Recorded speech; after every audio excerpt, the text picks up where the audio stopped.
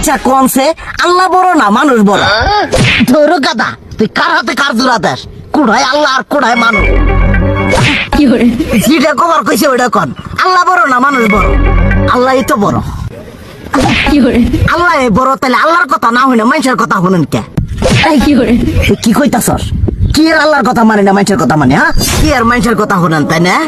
আমনে যে ওই দিনকে ডায়াবেটিসের রোগ নিয়ে যে হাসপাতালে গেলেন, ডাক্তার আপনার কত কিছু খাবার না করলো, সব কিছু না খাই এখন চলতেছেন।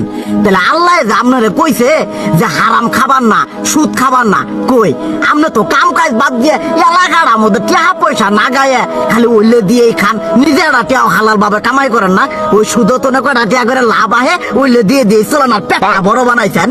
শুনেন একটা কথা কই, হারামের কোনোদিন আরাম নাই।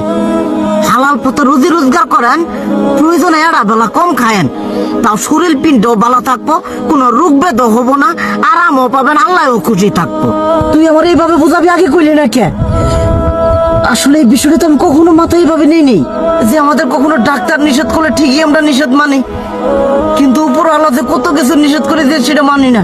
আর এই যে হারাম পথে টিয়া পয়সা কামাই করতেছেন, শরীরের মধ্যে দুনিয়া রোগ বেত হয়েছে, দেখা যাইতেছে যা টিয়া হারাম পথে কামাই করতেছেন তার তো বেশি টিয়া মনে করেন জ্বলে যাইতেছে গা বেশি।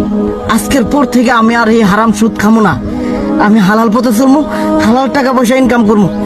এতে করে যদি একবেলা কমও খাইতে হয় তবুও খামো, তবু আমি আর এই হারাম পথে চলবো না। আচ্ছা ঠিক আছে।